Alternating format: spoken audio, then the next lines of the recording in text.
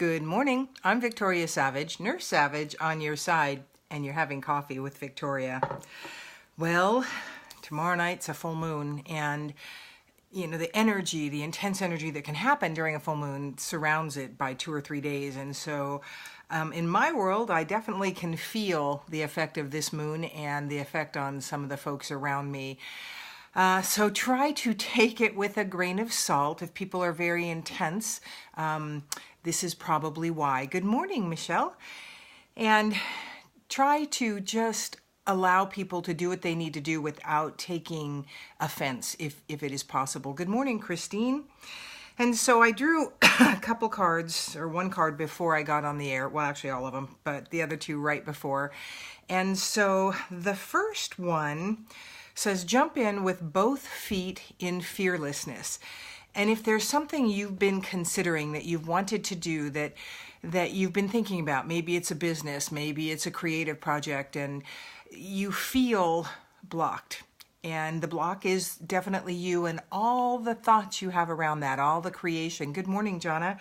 And every way that it can't work, or why you can't do it, or truly, if it's in your heart and you really want to do it, it's probably something that you need to be doing. And exercising faith that if it is indeed within your heart something that you want, then it is from spirit and it is something that you'll be supported in. And so just as Jonna Shuck Johnson would say, just jump. Get in and allow Creator to play with you. Give permission, connect and go, okay, I'm going to do this. I have no idea exactly how this is going to work out. And, excuse me, I just got a message. I guess if I push do not disturb, that would help. At any rate, you want to just get in and get involved and make the first step. And like I've said before, you may not see the whole path in front of you. The likelihood is you do not. But you will see the next step.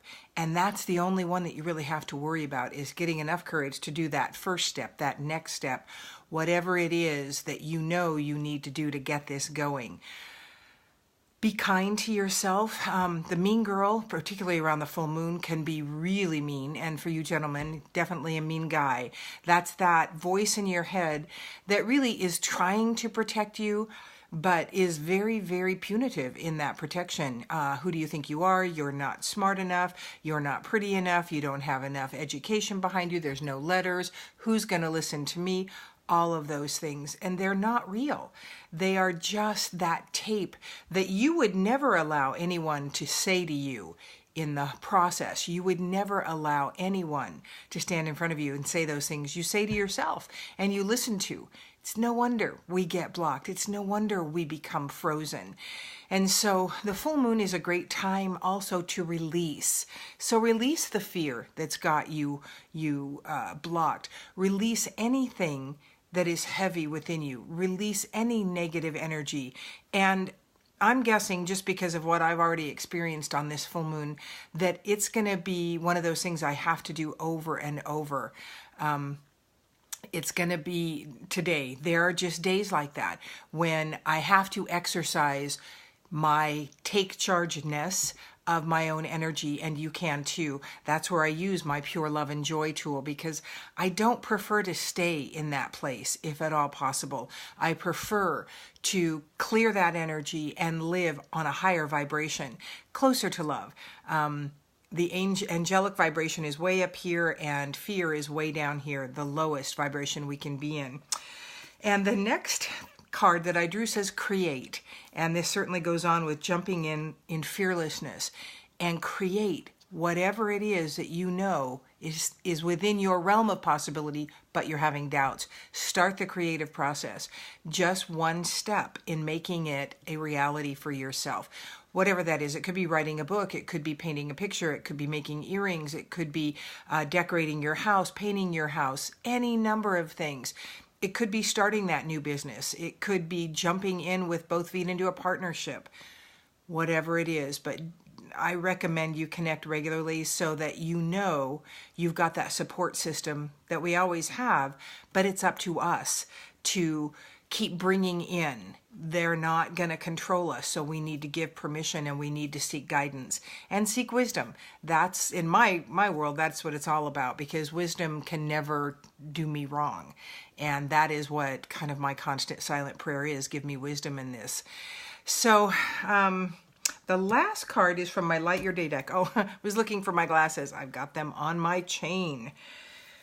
And I'm going to read it because it's very detailed. The light winding its way to you is sage green.